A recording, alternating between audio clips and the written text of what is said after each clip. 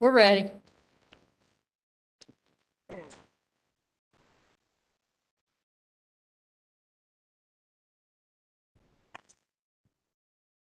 Good evening. Call this meeting to order. And we are going to begin, as we always do, with the Pledge of Allegiance. May we please stand and then remain standing for a moment.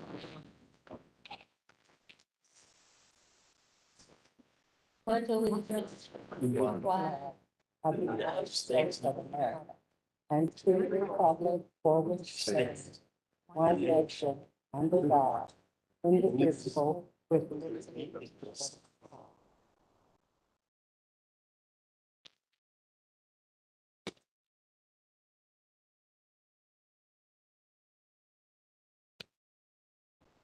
Thank you. And now roll call, Ms. Sawyer. Sharon Morton, Present. Dr. Sheila Williams, Present. George Archuleta, Here. Virginia Houston, Present. Pam Pereza is not present this evening, Rodney Walton, Here. Daniel Spence. Here. Thank you. Ms. Houston, would you share the ethics awareness statement, please? Welcome to this meeting of the Elizabeth City Pasquotank Board of Education.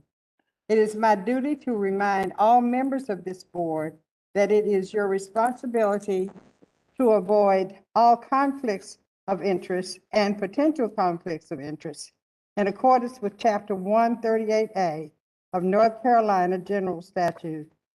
As public servants, it is our duty to continually monitor, evaluate, and manage our personal, financial, and professional affairs in such a way as to ensure the absence of conflicts or potential conflicts.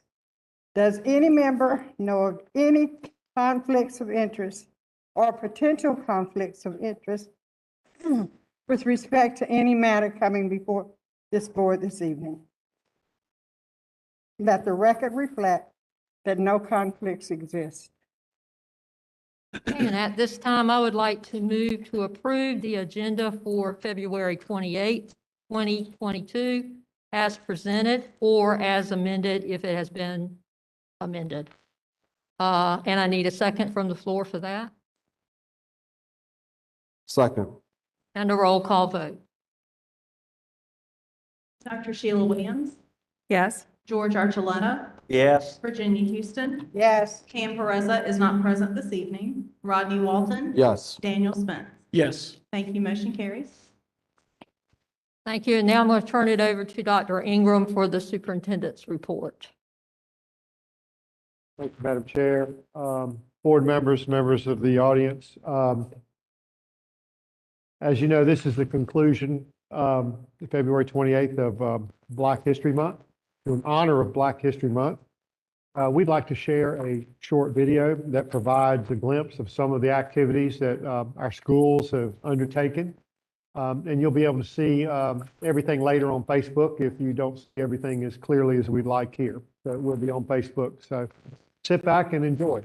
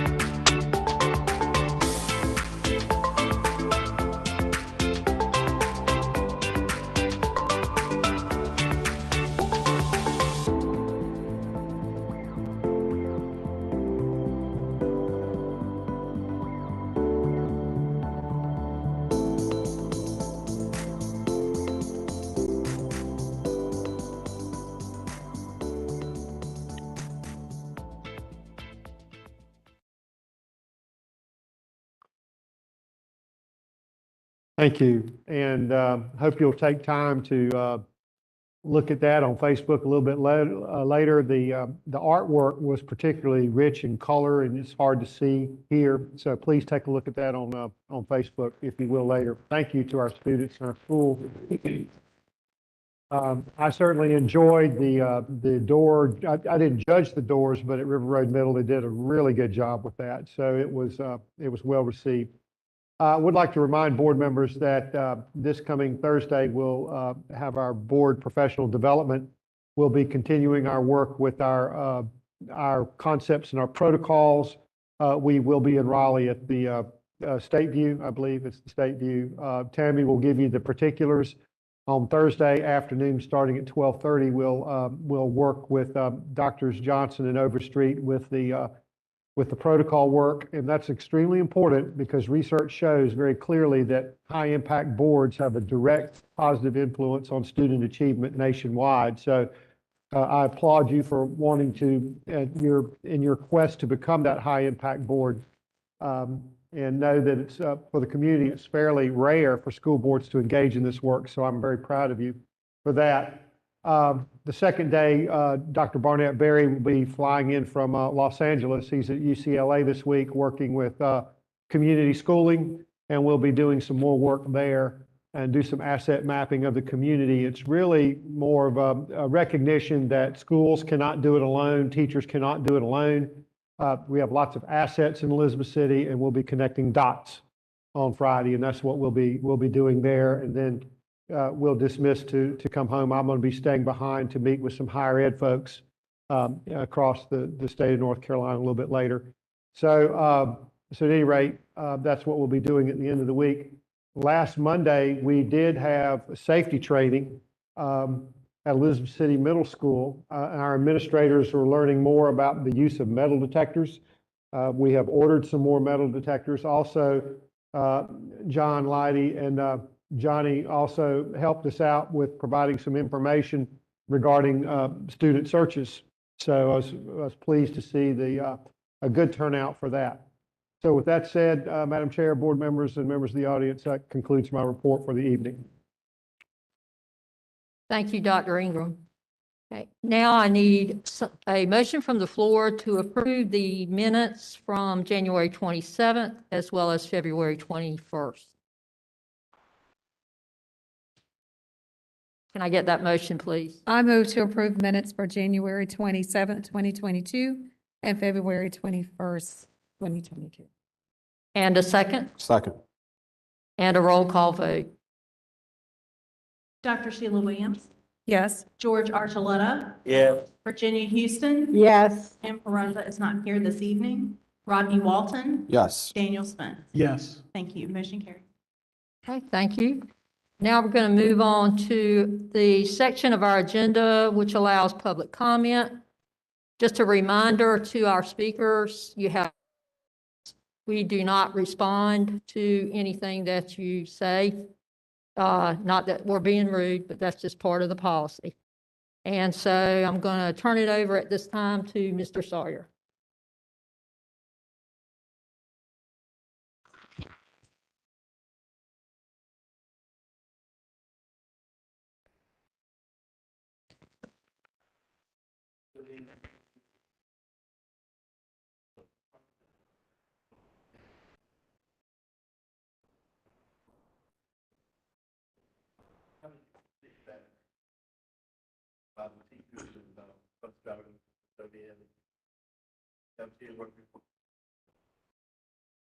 I drive a cab and I pick up probably about 10 teachers and bus drivers and cafeteria workers on a daily basis. And what I'm doing is I'm asking them questions to get some feedback from them about everything. And the biggest problem right now with the school system is we can't keep a superintendent that'll stay.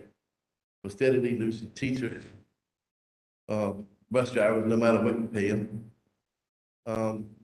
Parents are steadily pulling their students out of this school system for our charter school that is exploding in population. They've gone from 2 buses to like 14 now in a short time. And then the private sector the in-home school, and we lose a lot of students, and I'm not very good with numbers like a lot of y'all are, but I did a little bit of research. It looks like we lose about $8,500 for every student that we lose in county spending every year. And that's a lot of money. It adds up quick. And as I'm drilling these teachers especially, they all telling me the same thing. All of them. And it's crazy because they're different schools, you know, so they don't even know each other. They all feel the same thing. It's coming back to me, and it's just weird. They feel that there's two people in the administration building that have way too much power. It's a school spokesperson and our last interim superintendent. They all feel the same way. These two people have too much power. You know, and I don't recommend getting rid of nobody at law, because, I mean, we can't keep help as it is, but we need to reduce some of their firepower. The way they talk to people on the phone, you would not believe. You want to know why we can't keep nobody here. They're running away. You know, they did me after 17 years at Northeastern over the ridiculous background check and went back 30 years on. One of my friends, very close friend of mine, applied for a volunteer coaching job in basketball. And he was denied because of his criminal record. And I asked him, I said, let me see your criminal record. He showed it to me. He has various speeding tickets, stuff like anybody's got. And the one thing that sent him to prison, he's a felon. I ain't gonna lie, he's a felon. One thing that sent him to prison for 2.5 years in Lynchburg, Virginia, was tax evasion. There's probably not a person in this building that hasn't cheated on the tax. Some people may cheat every year on them. But it was a white collar crime. He served his time, paid his dues, paid the IRS back, paid his fines, got released from prison, even got his voting rights back. You know, a white collar crime like that shouldn't keep him from volunteering. I mean, we got people that want to work for free and they're getting turned down. You know, like I said, I was there 17 years and come back on something happened 26 and 30 years ago. And for these people to keep throwing you past in your face. I mean, I've been crying almost a year now to y'all to let me back on the field. I mean, I'm again to ask y'all again to reinstate me tonight. I don't know how far it will go. But y'all need to put somebody else on background checks. That's the first thing. You gotta have somebody on background checks that has a heart, knows how to forgive, has some kind of compassion. We don't have that right now. We got somebody who goes to church once an hour, 1 hour a week, and throws their hands up in the air. Well, you might as well stay home if you don't want forgiveness. Mr. Sawyer. Okay, I got one more thing I'll say real quick. It's a statement by Morgan Freeman I saw on the internet. Even though there are days I wish I could change some things that happened in the past, there's a reason the rearview mirror is so small and the windshield is so big. Where you're headed is much more important than what you've left behind. Thank you. Through some of y'all. Ms. Cobb. We have another speaker, Ms. Cobb.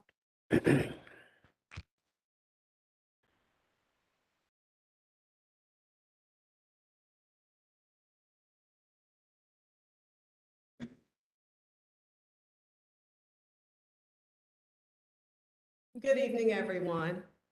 For those of you watching either in person or at home who do not know me, my name is Angela Cobb. I'm recently retired from the ECPPS school district after serving 29.5 years in public education. 16 of those years were here in ECPPS. I feel it is important to qualify my experience in this district as someone who has been in the trenches with current teachers and administrators. I am speaking tonight to ask several important questions about the current superintendent search, as well as to make a key suggestion in the process. First of all, I would really like to know what role the community, and specifically students, families, staff members, and concerned citizens in our town will have in the choice process of the next superintendent. So far, a survey has been completed. The public has seen the numerical data from the survey, but not the written comments. Will those be shared? Will any of the stakeholders before mentioned be involved in any of the interviewing processes? Will our community have a chance in a town hall setting or otherwise to see the candidates in action? Have a chance to talk to them, to observe their body language and their communication skills, which the survey area said was of high importance. I ask these questions because on the superintendent timeline on the district webpage, all of the interview and meeting sessions are indicated as closed. And yes, I know hiring processes are confidential and they require confidentiality, but it is also imperative to be able to see these candidates beyond the printed page. In being totally transparent, the last two full-time superintendents hired by the ECPPS board did little for the advancement, progression, and especially for the morale of this district. And we are now here for a third time. 4 members currently sitting on this board are up for re-election.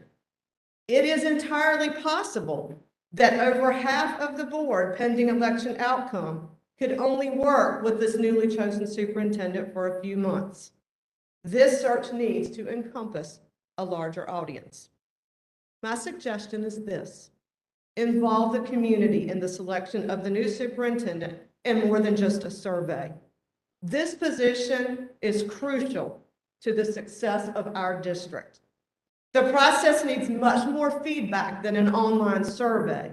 It needs meet and greets, town halls, chances for interaction with the candidates. It is time for our school district to have the chance to move forward with strong and invested leadership that the people of this town can rally behind because they are able to see firsthand that the candidate is committed, not just have to take the board's word for it. Nothing changes if nothing changes. Please be the change agent. Thank you for your time. Thank you, Ms. Stansel, or Ms. Cobb, I'm sorry. Okay, we're going to move on to the consent agenda. Oh, okay, I'm sorry. Ms. Sawyer has one more that was sent in. I'm sorry, to read.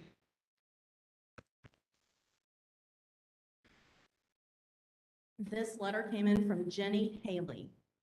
Dear board members, I'm a 20-year veteran teacher assistant with ECPPS, approximately 14 of those years at Northside Elementary School. When I first joined the Northside Bears, a group of upperclassmen would raise and lower the American flag, but for some reason they stopped.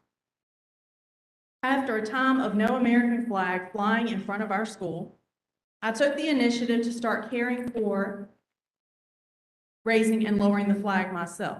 I have been doing this for 5 years now, recruiting the help of our students. Recently, our flag became tattered from years of service flying in front of our school. Out of respect, American flags are to be replaced when in such condition. I requested a new flag in October, and we received it earlier this month. The new American flag's colors are brighter. However, it is smaller, the material of the new flag isn't as sturdy, and the stars are not as big and bold. I can only conclude that the district is spending cautiously. The new flag does serve its purpose. However, I'm not sure it will hold up very well, especially when faced with harsh weather conditions. As I reflect on that older flag, how well made it was, how it lasted as long as it did through all kinds of weather, then how its material just gave way, I can relate. As I stated early, I have been working for ECPPS over 20 years, first as a parent volunteer and part-time tutor, then becoming a full-time permanent teacher assistant. I have served our district well, from J.C. Sawyer and P.W. Moore to my current assignment at Northside Elementary. I love my job and I enjoy working with children, and through the years, I have gained invaluable knowledge and experience, considering myself a valuable asset to the school and this district. The past 3 years have presented all schools with unprecedented challenges and hardships. Our district has had major employee turnover at all levels. Through these years, I have been flexible, on board with changes, and have tried to maintain professionalism and positivity. Recently, as an incentive to attract more employees, the newly hired teacher assistant hourly pay wage was raised to $15 per hour. That is a step in the right direction. However, teacher assistants who have been serving longer, decades in my case, only received a 2.5% pay increase. That puts me, a 20-year seasoned employee, earning at only 83 cents more per hour than a newly hired employee. It is my understanding that next year, another 2.5% increase will take effect, making it an additional 40 cents per hour, which still is not up to par with national standards. In addition, this year, due to lack of teaching staff, I have been covering classes. I was more than willing to help out, being told I would earn substitute pay. My feelings were hurt when I got that first paycheck after subbing 5 days. Yes, I was paid sub pay. However, my TA salary was docked, and I was unable to earn comp time for those days, even though I made sure my teacher had all she needed, spending reach time in my assigned classroom and staying late to make sure all unfinished work was complete. I was docked $605 from my salary, earning $731 in sub pay, which calculates after taxes to about an extra $20. That is totally unfair. It only benefits the district and not the employee who is working double duty. This docking policy has deterred my willingness to help out when needed, especially with respect to COVID and increased possible exposure when covering multiple classrooms. It is time to review this policy and make effective and beneficial changes. Also, where does my docked salary go? Please explain. It was time to retire that tattered flag, and I, like that flag, have served this district through the weather, good and bad. However, I still have purpose and value. I still want to continue serving my community and use my years of knowledge for the betterment of our students' education. Understandingly, the district is spending cautiously, and newly hired teacher assistants are serving a purpose. For those of us who have stayed with this district through its weather, good and bad, we deserve a more reasonable and competitive pay rate increase. I believe 20 years of experience is worth more than 83 cents per hour, as well as the projected 40-cent raise for next year. I urge the district to revisit and revise the pay grades for employees who have invested years of service, dedication, and commitment towards the education of our students. Thank you for acknowledging my concerns. Jenny Hagan. Thank you. Thank you, Ms. Sawyer. Now we're going to move on to the consent agenda, and we had several items that we moved to that agenda to take action on tonight. I need a motion to approve that agenda from the floor and a second. I make a motion that we approve the consent agenda for February 28th, 2022. Second. Okay, there's been a motion and a second. Is there any discussion of these items before we move on to the roll call vote? Okay, Ms. Sawyer? Dr. Sheila Williams, Yes. George Archuleta, Yes. Virginia Houston, Yes. Pam Pereza is not here this evening, Rodney Walton, Yes. and Daniel Smith. Thank you, motion carries. Thank you. Okay, we're going to move on to financial, business, and technology. And we have, first of all, information about the JCS, that's J.C. Sawyer chiller replacement. We need to take action on that.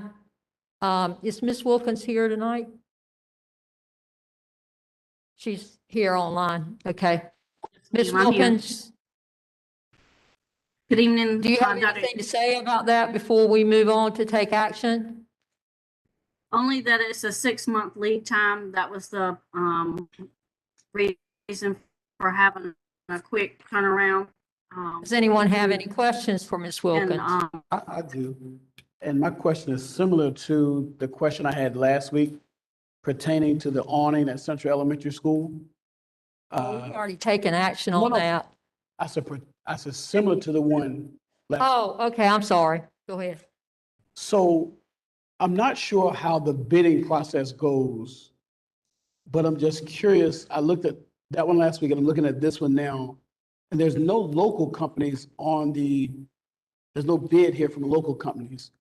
And I was just wondering, Mr. how does a bid process go? And if we can look at some local companies, we're a local school district.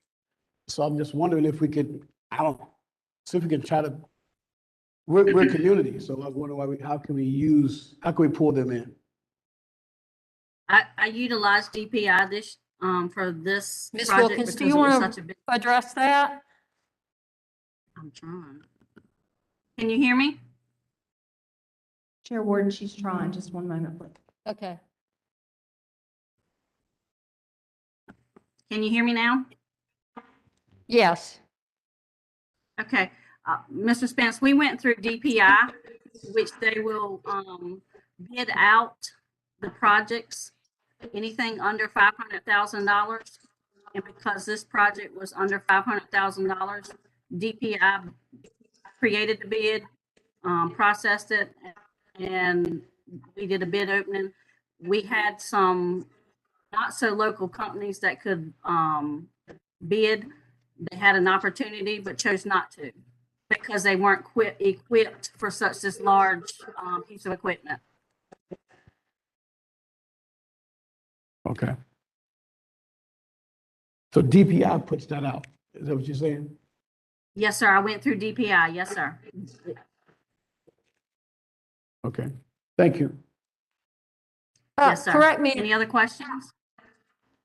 I'm just going to clarify. I want to clarify something. Just correct me if I'm wrong.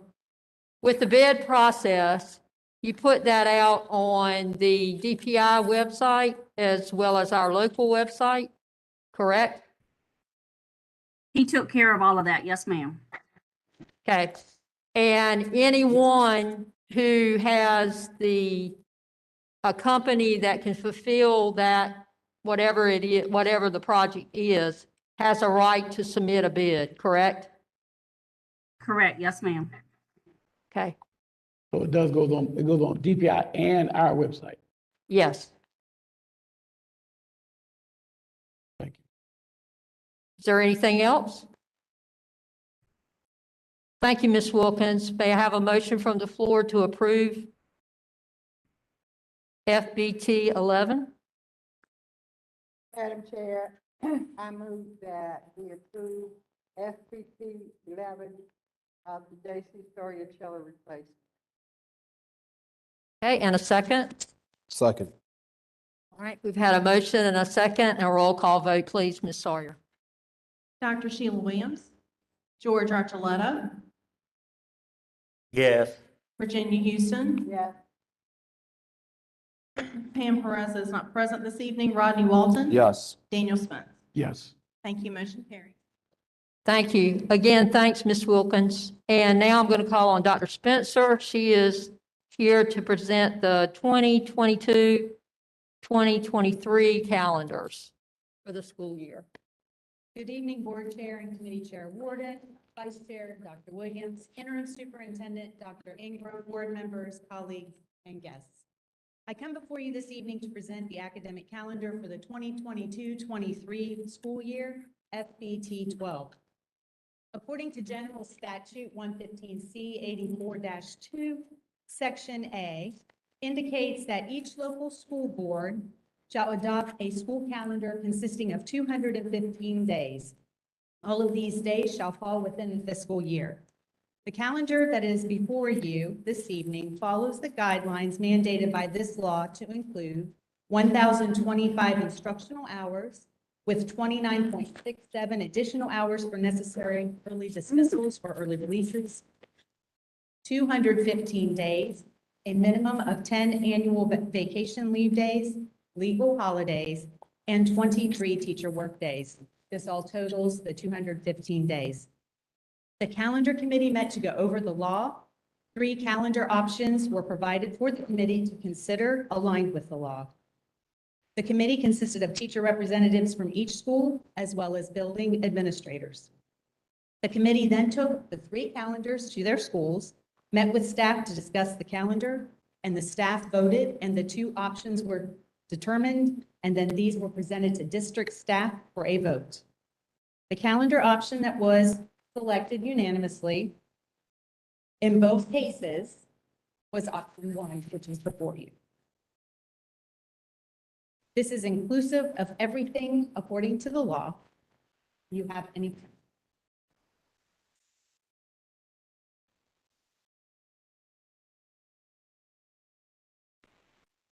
I have a question about the letters training that's going on right now. Will that continue on this calendar or will it be finished up for this school year? So the teachers are going through the training and it takes 2 years. And so, Okay. we have mandatory work days built into the calendar. So the first letters training in the fall will be August 16th, which is a mandatory teacher work day. Additionally, the one in November, the voting day, that is a mandatory teacher work day by Right. design so that they would be able to do the letters training. And So that will just continue. Okay. yes. Okay.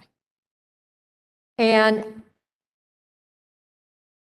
this was approved by all staffs. They all had the option to sit down with their teacher representative and the building administrators to discuss the law and the 3 options, and then they all were able to vote. Those votes were tabulated. It was narrowed down to 2, and then that was passed out to the district staff. In that calendar, the work days were determined as far as mandatory and optional, as well as graduation. Okay, thank you. Any other questions or comment? So I need a motion to approve those calendars as, the calendar as requested. I move to approve the calendar as presented. Second. Been moved and seconded. We need a roll call vote. Dr. Sheila Williams, Yes. George Archuleta, Yes. Virginia Houston, Yeah. Pam Perez is not present this evening, Rodney Walton, Yes. and Daniel Smith. Yes. Thank you. Motion carries. Thank you, Dr. Spencer. Madam Chair, may I have a moment of privilege? Yeah. I would like to thank Dr. Spencer for her service. Ms. Spencer, wait. This is her last evening, and also recognize her husband. I almost didn't recognize him, Coach Spencer in the audience. Thank you, Eddie. But I have to remember that my hair is just as white as yours, but I remember Eddie as a dark-haired coach like I was. I left South Carolina to come home, and now she's leaving home to go to South Carolina. So Godspeed, Dr. Spencer, and like Motel 6, we'll leave the light on for you. So thank you very much.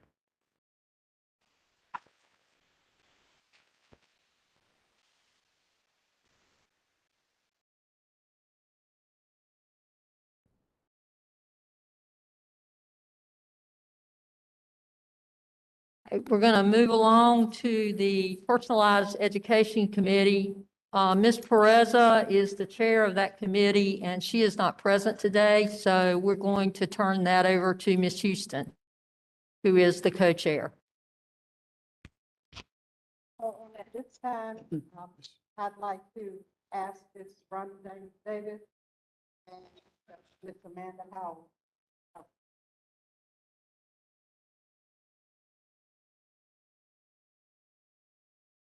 Thank you, Ms. Houston. Good evening to Chairwoman and Vice Chair Dr. Williams, Interim Superintendent, Dr. Ingram, board members, colleagues, and community members. Dr. Ingram sometimes uses saying, and I can't remember how he says it, but I learned it as necessity is the mother of intervention. Necessity is the mother of intervention. And so with that being said, earlier I worked with Mr. Jackson Hurd about, how can we have some very qualified teachers who are somewhat experts at what they do on a daily basis, giving instruction to our students. Well, we also have some classes that don't have some teachers because of the, shortage of staffing. And so, talked with some of the principals. I was over at Northside one day and had a conversation with Ms. Brothers, who's the AP, and Mr. Coley, who's in the audience with us, about, if they had a 5th grade teacher to, that they would be willing to share her expertise with everyone. Well, with two other schools in our district, and teaching like fifth grade, English language arts. And so tonight I have, Miss Amanda Howe, who so graciously once, met with her, Mr. Jackson Hurd and I met with her to kind of, share with her what our thoughts and, ideals were.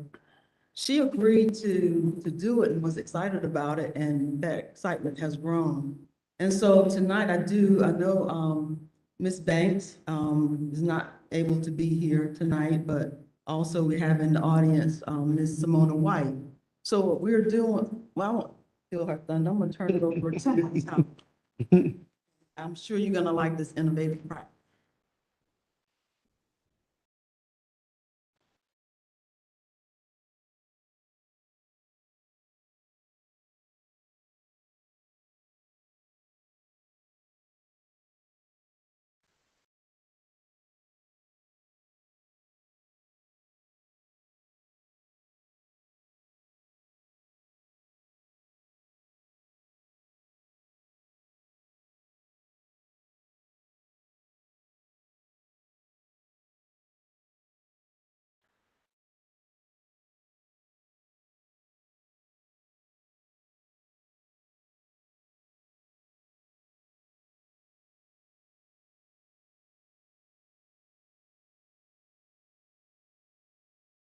Good evening, Chair Warden, Vice Chair Dr. Williams, distinguished board members, and Interim Superintendent Ingram. Using your Chromebooks or computers that you have in front of you, please go to ahaslides.com to join my presentation. Once you get to the AHA Slides website, you will need to type the join code for the presentation into the box at the top of the screen where it says, "Are you a participant?" The join code for my presentation is ECPPS1. If you are using a mobile device, you may scan the QR code.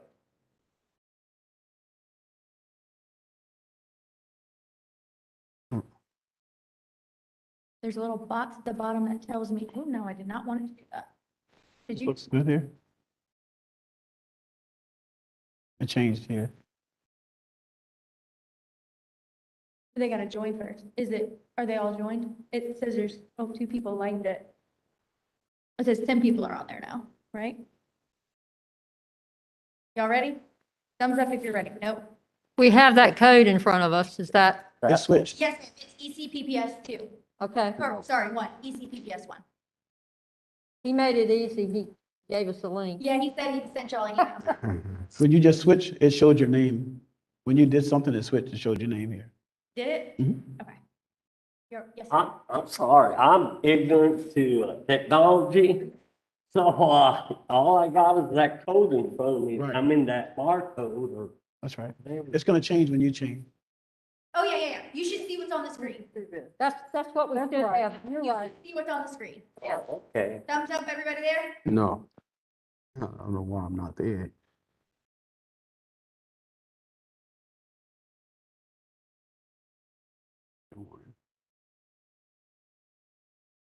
ECPPS 1. ECPPS1, yes, sir. No spaces. You send an email? Just the number 1, not the word one. If you click on. If you click on the, yep, that's it. That's it. We're good. Good?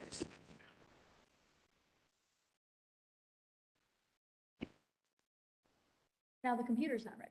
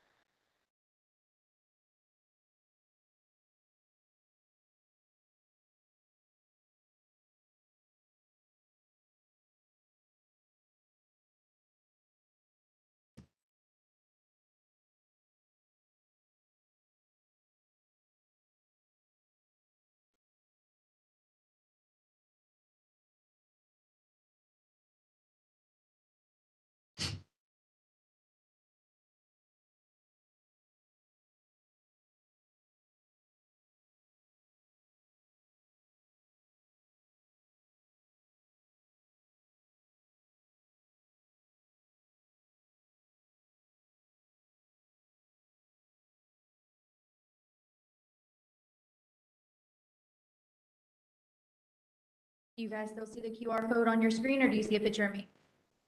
I So see y'all a are- picture of a computer. Yeah, y'all are on the, I think that's the third. Yeah. So they're on like the third or fourth slide. We saw you and then it flipped to, It should be on me right now. It's supposed to be showing here too, but you know, technology. yeah, Yeah, that's it. there we go. That's what I want. My face is fine. It's okay. My name is Amanda Howe, and I'm a fifth grade teacher at Northside Elementary School. This is my fourth year teaching fifth grade at Northside with 7 years of total teaching experience. Over my short career, things have changed a lot in the face of education, and it has happened extremely quickly. Let me tell you firsthand, the past 2 years have been nothing short of a whirlwind. My first year teaching in Portsmouth, Virginia, I was lucky to have 2 working desktops in my classroom. That was only 7 years ago, and a lot has changed since then. I want you to think about all of the technology that has emerged in the past 7 years. What about since you've had kids, graduated high school, since you were born? I myself am older than Google, and my kids Googled it because they didn't believe me when I said that. Please answer the question that is about to appear on your device. As you answer the question, the results hopefully, will show on the main screen.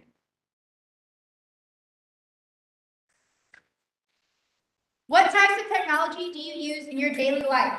Please select all of the devices that apply.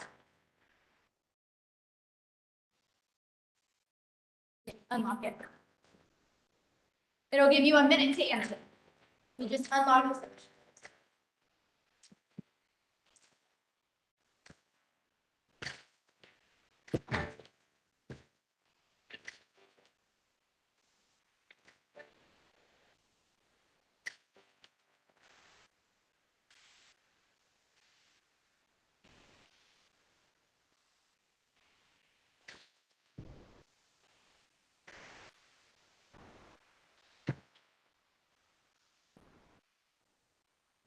Now that we can clearly see the massive impact technology has on our daily life, consider the fact that these kids have never known a world without smartphones, never known a simpler world like the one we grew up in.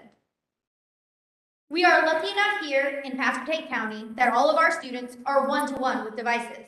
That is a great start, but it is only a start because I do not see the tsunami of technology slowing down. Technology is the future.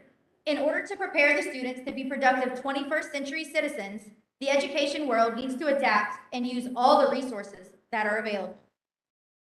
As I'm sure everyone here is aware, the massive teacher shortage across the nation is crippling the education system everywhere. I am here to tell you that Elizabeth City Pasco Public Schools has not been immune to this shortage in any way, shape, or form. So now we are presented with a problem. How do we offer our students a quality education by qualified teachers if there are not enough of these qualified educators to go around?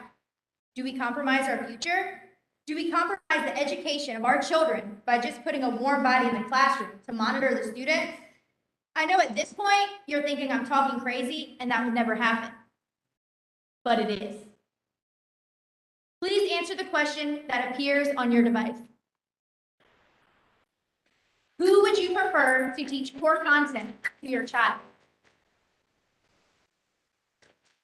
I think you need to unlock it. There you go. You got 30 seconds.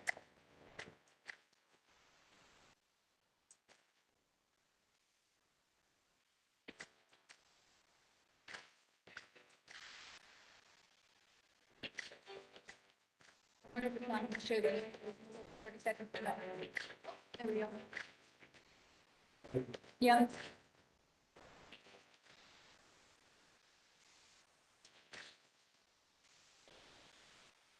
We always got a class clown in the group, even when there's adults, huh?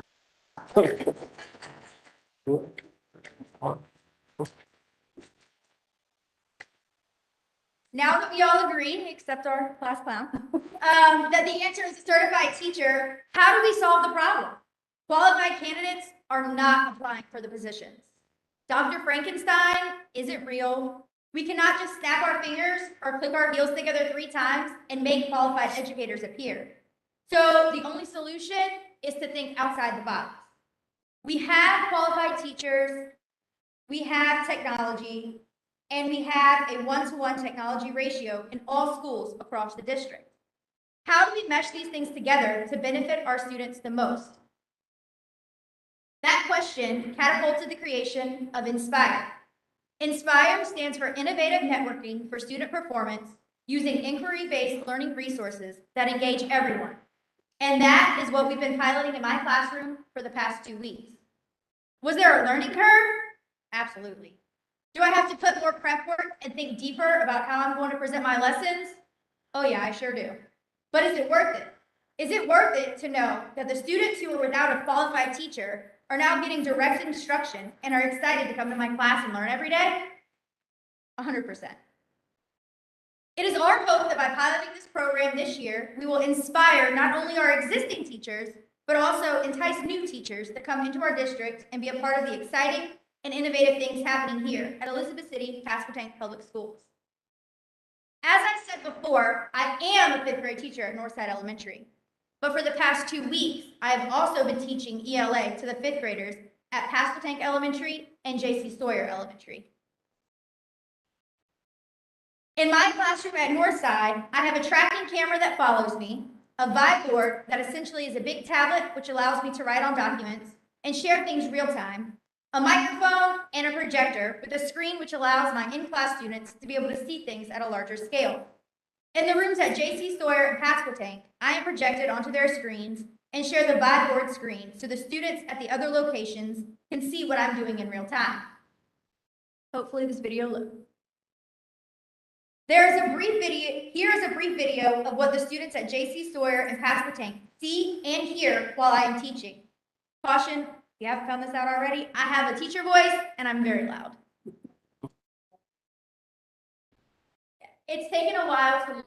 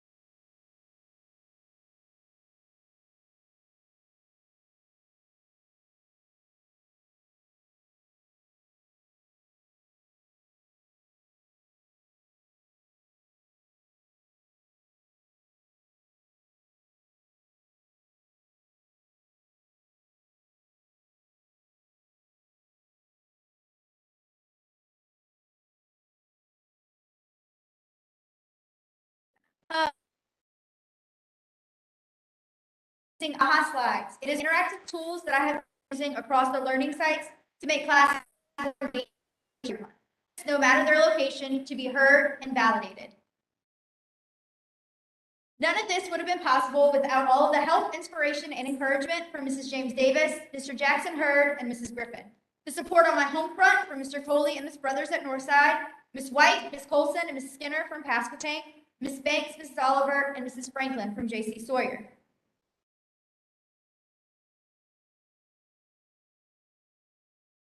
And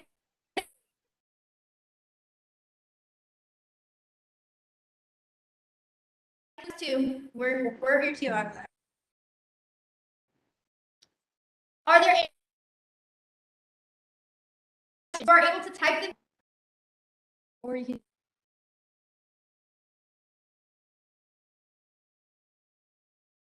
do prefer. Do you have full control of this whole? Yes. Nope, I have full control over everything that's going on. So the first day,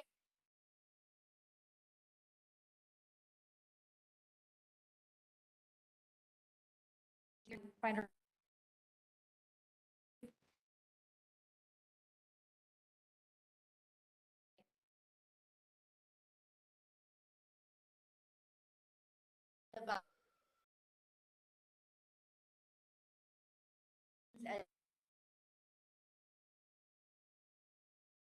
I have to switch mics real quick, mute the one that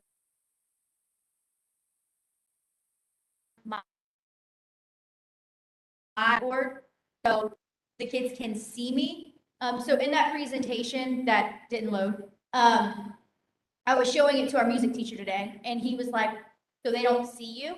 And I was like, oh no, I didn't even think about that because it's just a screencast of what's on the board. But in class, it's a Google Meet. So, you know, when you're in a Google Meet, somebody's sharing their screen, you can still see the participants inside. So while I'm sharing my screen, the kids can still see me on the side. I'm just one of the little people while I'm talking and interacting. That's pretty neat. Just out of curiosity, this is a class, and you're in there. Do you see any difference in the grade between you that you're actually in there and J.C. Sawyer and Pasquotank Elementary? So we've only been doing it for 2 weeks, so there haven't been many graded assignments. We actually started the first week. I also use a program called TeacherMate, and in that one you can import a worksheet, and then you choose what they type in or where they select or what, and it self-grades it. So I have noticed, like with that, some of them were kind of jumping ahead and doing things, but you also have to consider when you're doing something like that. It's something I've used since August. So my kids are used to it. My kids know how to use the program, and students at J.C. Sawyer and Pasquotank, that's not a program that they've used before. So that's part of the learning curve as well. I went out of town a couple weeks ago, and while I had a substitute, that's what I assigned. And on that website, you can send assignments back if the students completed and don't like their grade. So I'm driving down 64 on my way to Winston-Salem, getting emails from my kids. Hey, can you send that assignment back to me? Hey, can you send that assignment back to me? So my kids are fully ingrained in that because it's something we use all the time.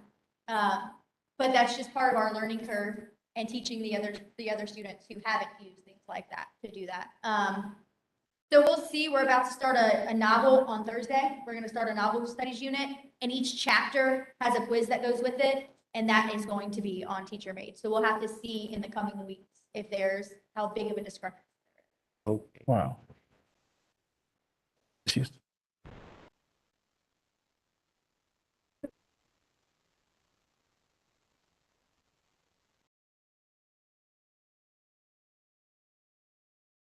In regards to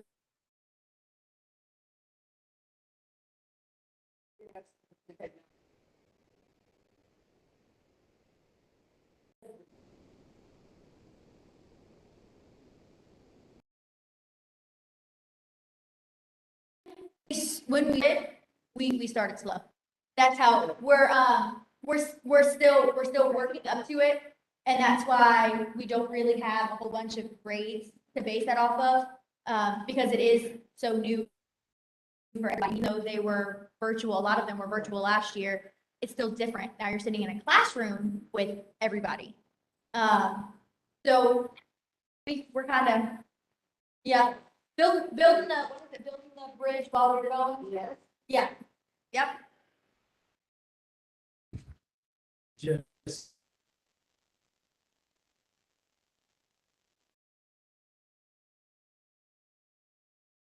involved in this, and it involved all three schools. Ms. White, as well as Ms. Banks, as well as the assistant principal, Foster, as well as the teachers.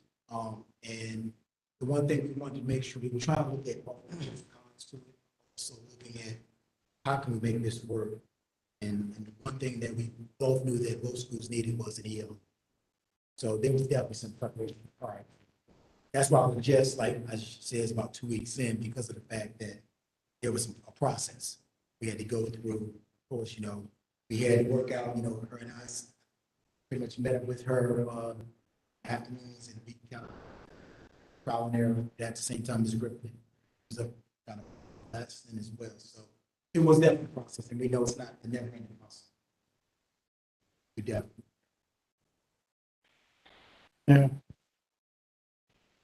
Question. I thought you do it. Questions online. Just like 4 questions online. Can you speak on how it has affected your workload? How it's affected my workload? Uh-huh. So, one of the things going in is Ms. James Davis and Mr. Jackson Hurd were like, we don't want to put extra on you. I think initially it was kind of like, okay, well, what am I gonna do? How am I gonna do this? How much time is it going to take? I mean, it's added a little bit, but it's not unbearably much because it's still what I'm doing with my kids. So for instance, and we were already going to do the novel study, but now I've made it more streamlined, I guess would be the way to put it. And that's another reason that we've kind of delayed starting the novel, is because they need to get accustomed to how we're learning. But also, I've already been building, we're doing a novel study on a Revolutionary War book, so we can pull social studies in with it.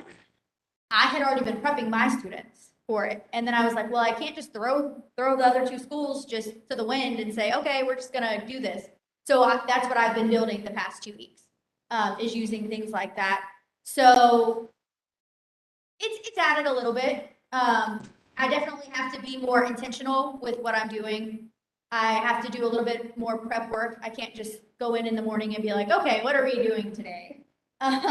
So there is a little bit more to it. I get a PowerPoint ready every morning that has all of my links on it already, so I can just click and go.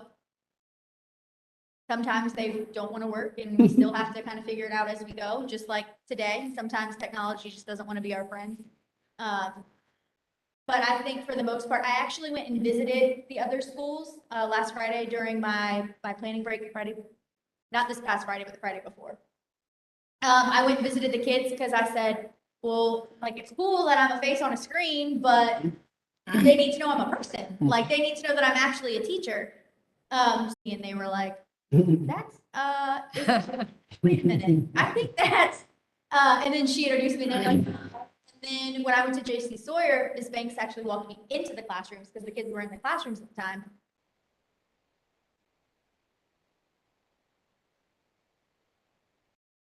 Back on the screen, and they were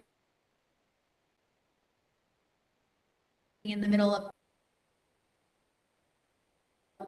and I said, well, you know who I am. And as soon as I spoke, they were like, oh my gosh, we know who that is. Because they're used to hearing my voice, they're not used to seeing my face. Right. So to put a face to that really helped as well. But it is added work, but not an unbearable amount of work.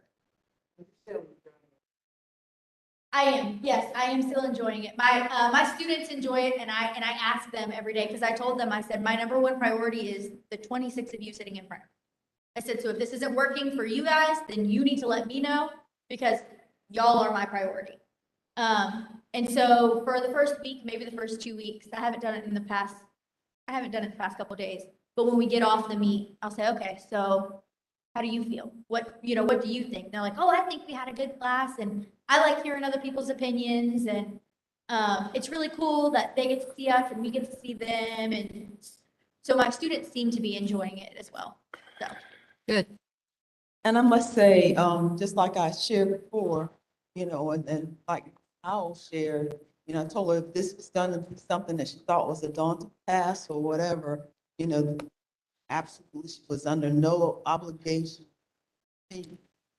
And she only asked if it wasn't working, if she could make some adjustments.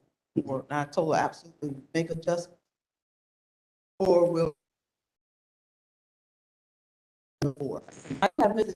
Gonna get away without speaking, totally. They come up and says, again, this has been an effort. Like I said, it was totally agreed to.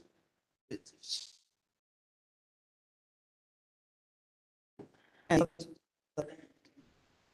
welcomed her, they gave their, a certified. Question or statement, however we want to look at it, maybe Dr. Ingram.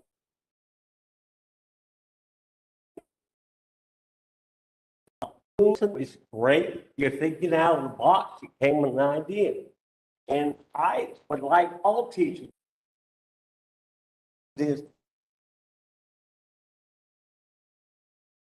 or just her. I don't want to take the 13 because they deserve all credit.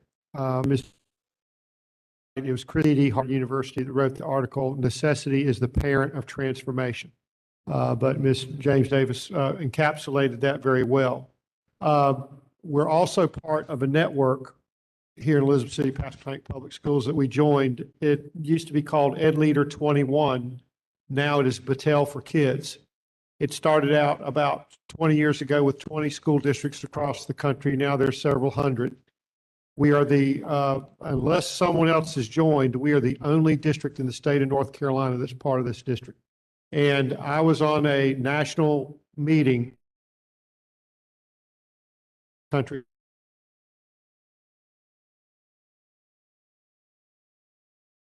Bring 900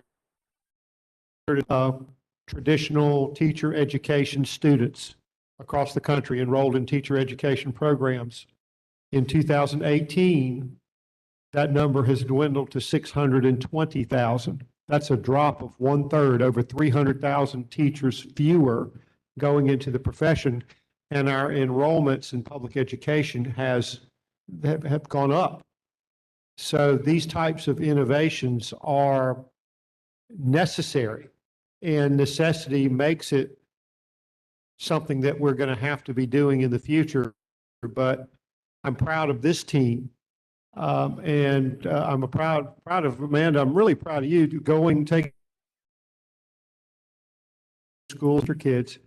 About 35 years ago in the old information highway, when I was in Nash County as a teacher, we had an AP statistics teacher, but only one for the district. But through the old information highway, she taught 3 classes of kids, one at Rocky Mount High School, one at Northern Nash, one at Southern Nash. Nash Central High wasn't there at the time. And then every 9 weeks, she would rotate to the other school. But the technology wasn't as good because it wasn't real time like it is now. The technology is much better. But I believe these solutions are going to be absolutely necessary moving forward and almost not optional unless we want to continue with long-term subs. Okay, here's one. So that's something I really give this group a lot of credit, as you do too, Mr. Archland. And like I said, I think you're thinking out of the box, great. But like you said, it was extra work, and that's good. Is every teacher going to be on board to do the extra work that's going to take? And I'm just saying that's what, is this something we're looking at to do all across? Or, It may be something for those teachers who are willing next year to, if they're willing, like I said, with, Ms. Howell, like she said, if wasn't willing to do it, absolutely, we weren't even gonna explore that with her. But there's a question that, Mr. Spence asked me if I could answer that was given on the AHA slides question. Who are the folks at the other schools that facilitate? So at Pasquotank, Ms. White is actually in one of the classrooms sometimes. Ms. White and Ms. Colson are in the rooms at Pasquotank and Ms. Skinner, right? And then at J.C. Sawyer, we have Miss Oliver and, yes, Miss Franklin.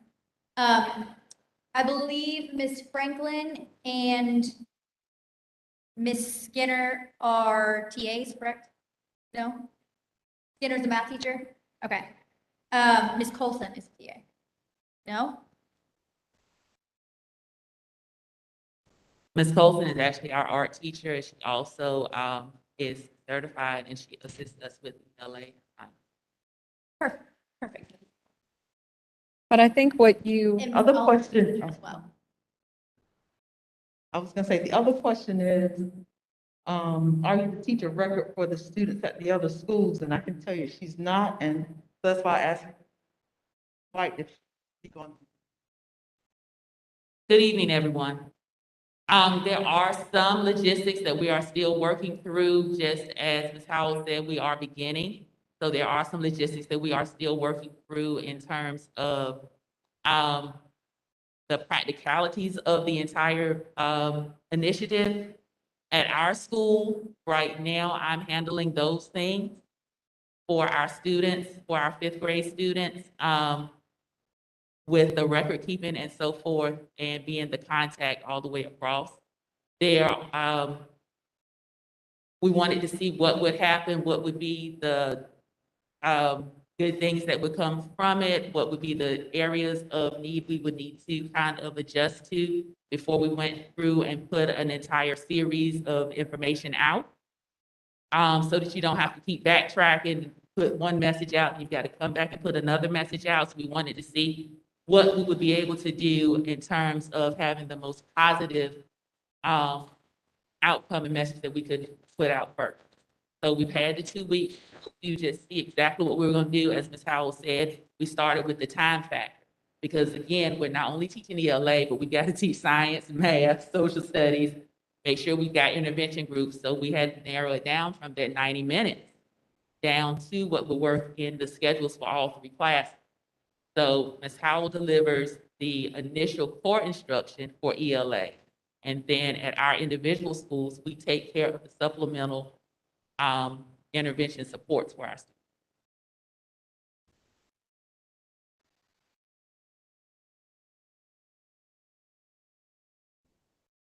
How many total students are we talking about?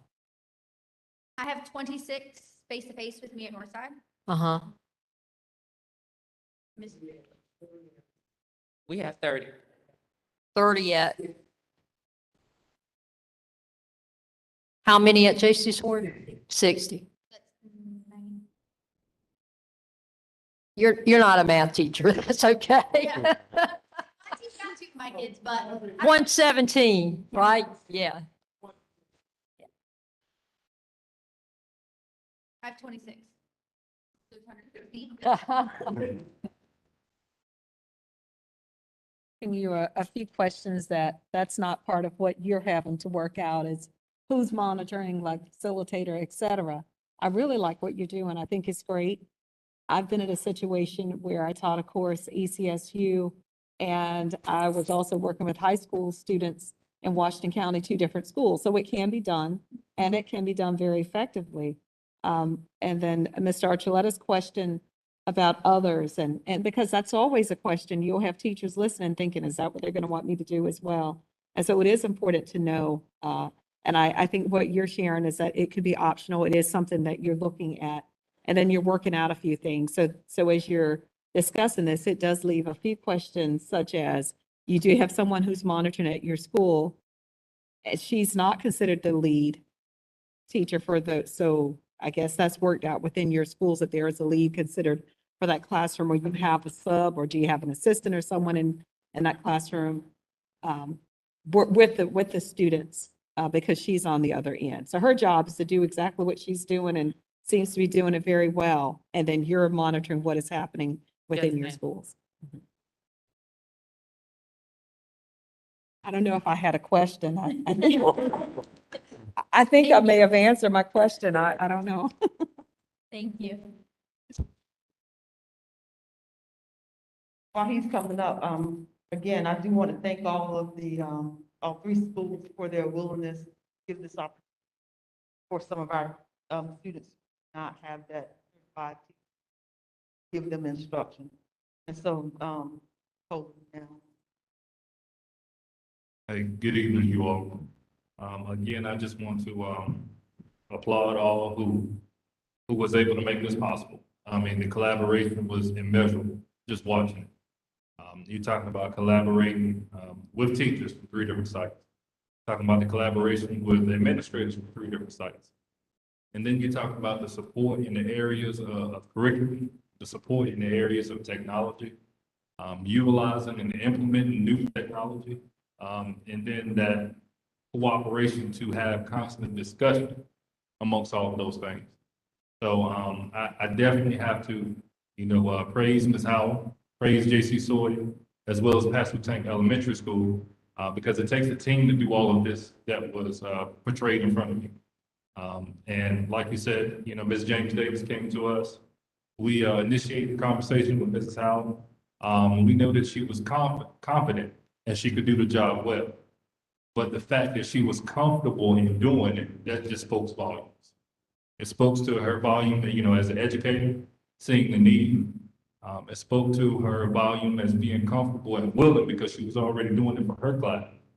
And just to take the lead. And I just can't say when she asked to go and meet the kids, what that does for students. And she asked that on her own.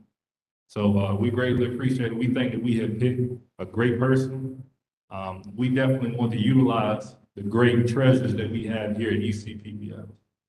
And if you have some people who are willing just to come up and then to take the slack so that our students can be the great beneficiaries, I think that, that speaks enough for what we think about our students.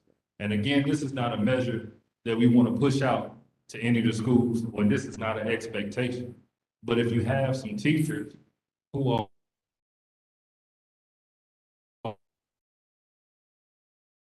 then I think no better place than ECPPS here in the Northeast.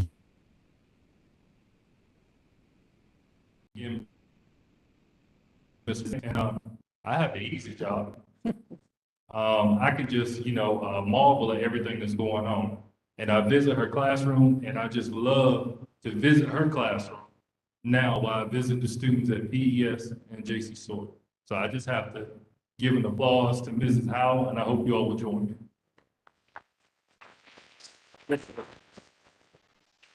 Ms. Howe, I want to make one more statement. I want you to understand. I think you've done excellent. I think you thought out of the box. I was just looking at the whole picture. That's all. That's great. Any more questions? I had one. Is this to the future? Like, what is this going to look like? Like, what's your desired outcome for this program with our district in the future?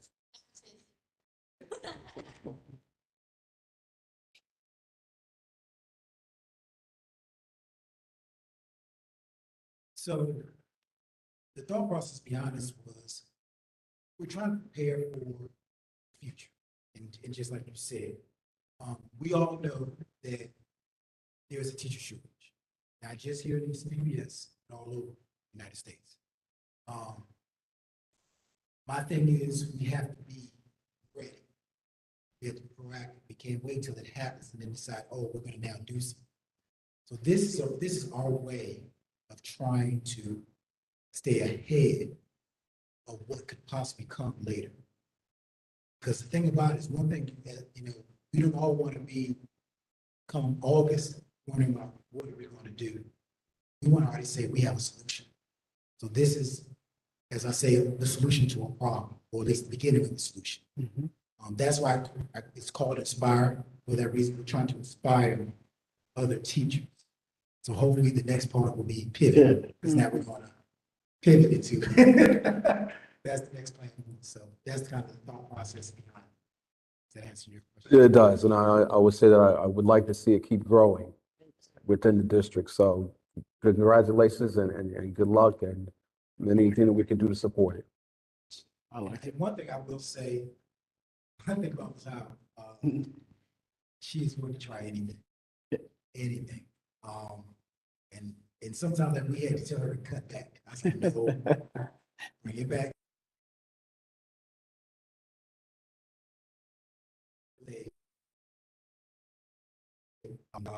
She is a very quick learner, even the things she didn't understand.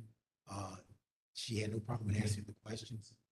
But the thing about it, as I explained to her, one thing, like Mr. Coley said, the one thing I saw when all of us were talking, it was exactly what it should look like in ECPPS. It should be a team effort. It shouldn't be one person. It's not about me. It's about we. So that's what I saw. I mean, you had your administration at the district level, you had administration in the building, you had teachers. I mean, you had everybody involved. Everybody. I like it. And I know I'm an eternal optimist, I just am, and I am just very confident that there are other teachers out there who would like to embrace this and who would be willing to do this for the good of the students. So again, I can't help but tell you, I just really applaud what all of you are doing.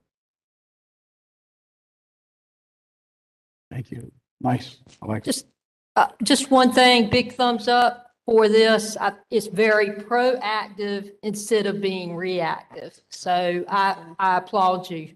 Thank you so much for everything that you're doing. And I have one more question for you, just out of curiosity. What's the novel? My brother Sam is dead. Okay. And can we view these as well? Is there any way that? Yes, we can actually, if any of you are interested, we can definitely invite you. Okay, thank you. I'd love to. Thank you so much. Google Class. Right.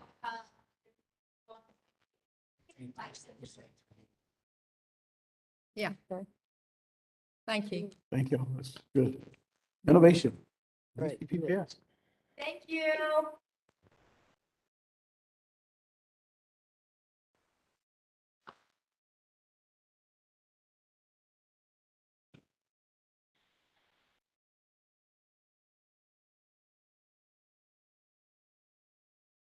Okay, we're going to move on again with Ms. Houston, and she heads up our policy committee.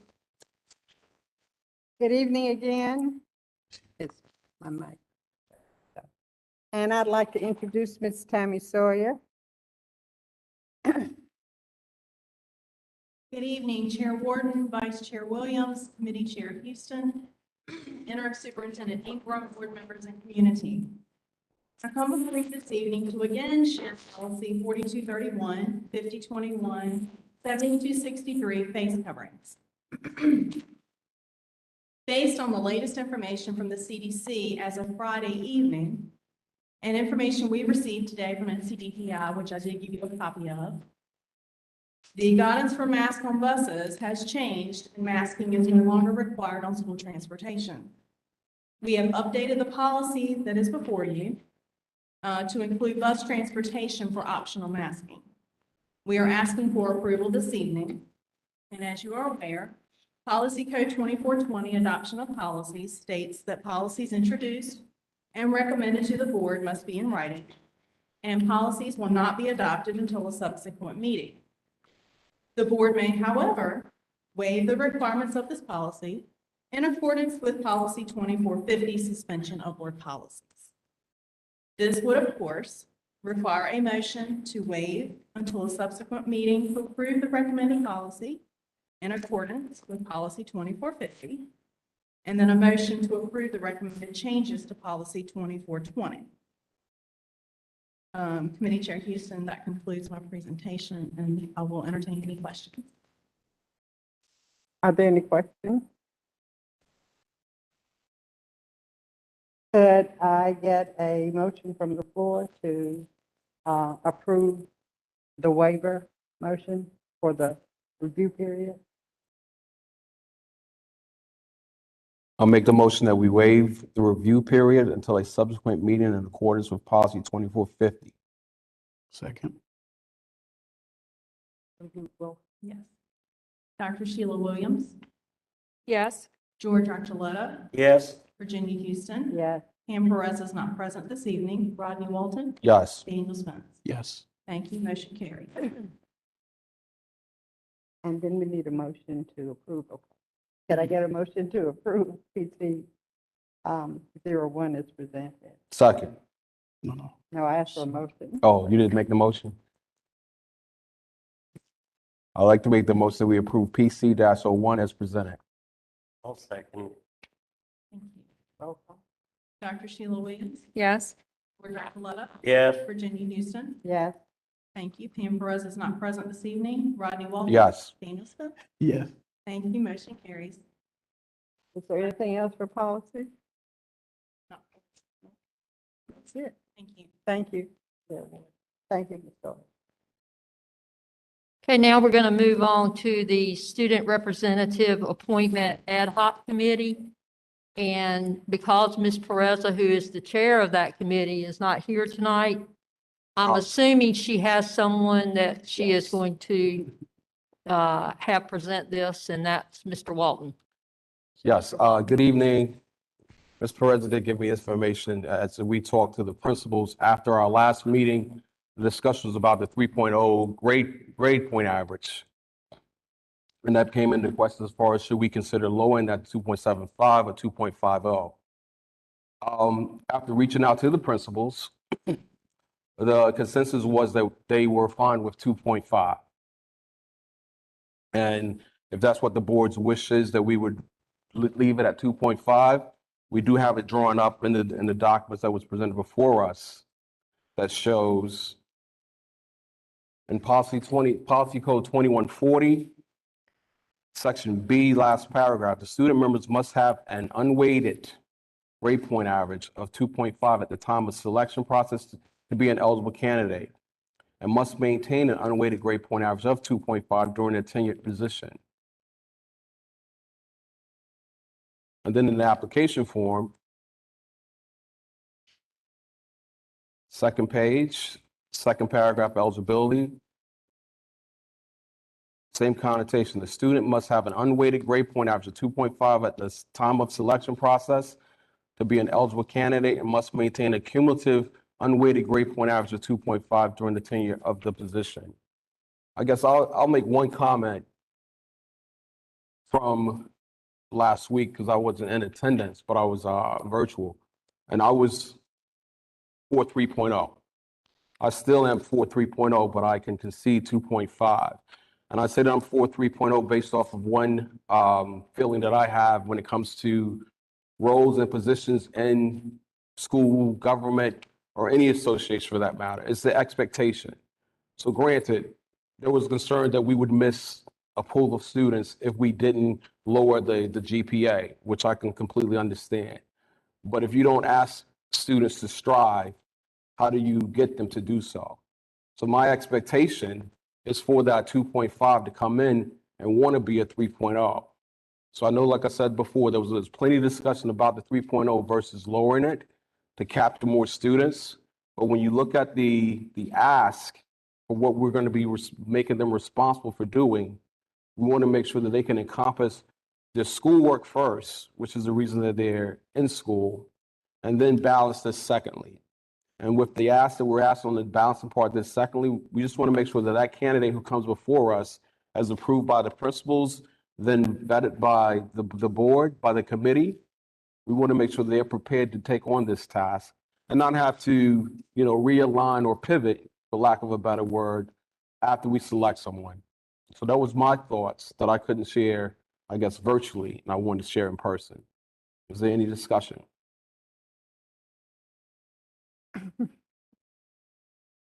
Well, I'm going to just say that, okay. no, you won't.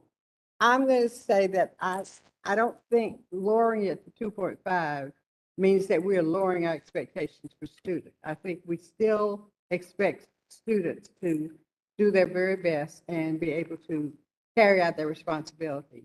I also believe that there are many students who try as they might and who have many, many talents can, for whatever reason, miss that 2.7, miss that 3.0 and still be good leaders. I'm almost certain when we think about all leadership positions that we have in our city, in our state, I'm almost certain that there are some people who are leaders there who didn't necessarily in elementary school maintain a B average all the way through and still did a good job. So I think there'll be ways to weed it out. They have to write an essay. And I think we need to emphasize that that needs to be a personal essay written by them in which they outline their qualities and their reasons for wanting to serve in this capacity. And I believe using that, and as an educator for many years, I have seen these students about whom I'm speaking.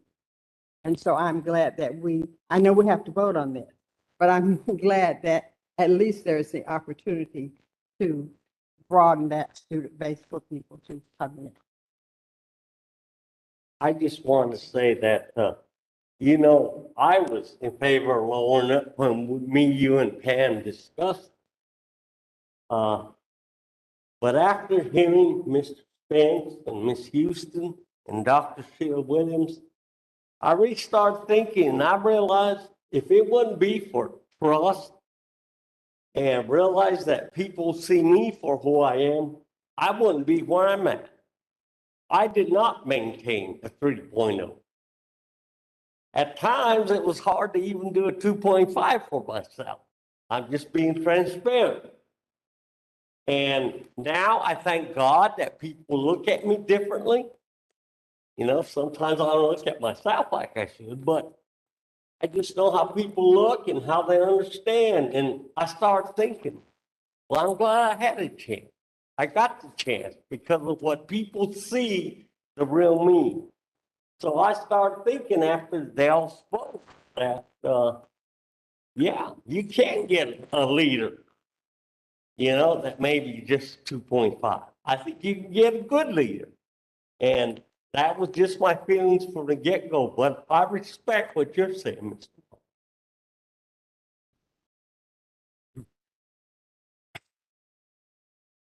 Any further discussion? If not, I'll make a motion that we move forward and we approved as presented. I'll second it. So I'll let George, hold on just a second. Let me just go ahead and make the official motion. I'll make the motion that we approve SRA-01, the policy for the student representative for the board with the weighted average, is weighted or unweighted? Let me just make sure I got that right.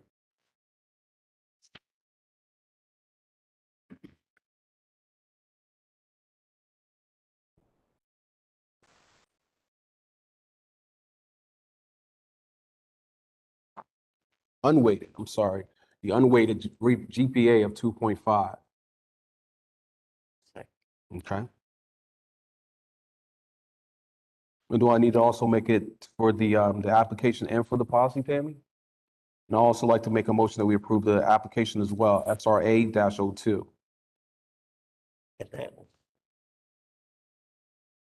Can we do that all in one motion, or do we need to do?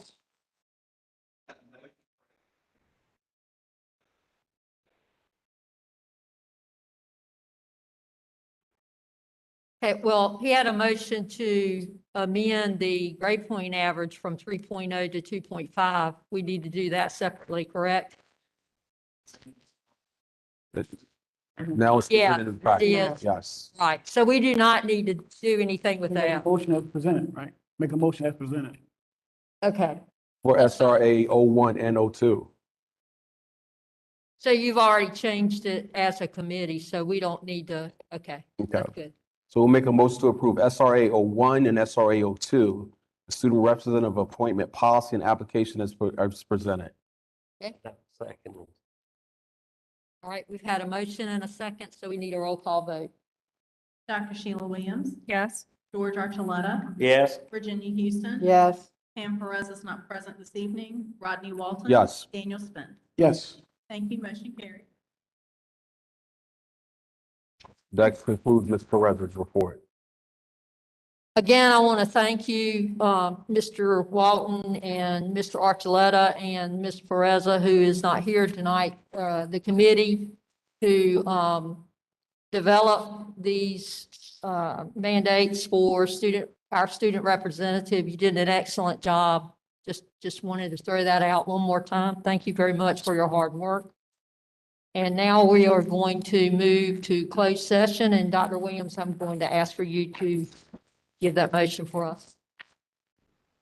A motion for the board to go into closed session as allowed by NC General Statute 143 through 1318 11A6 for the purpose of considering one or more personnel matters that are confidential under NC General Statute 115C through 320 and as allowed by NC Statute 143 through 318 11A3 to consult with the board attorney regarding matters protected by the attorney-client privilege and to preserve that privilege.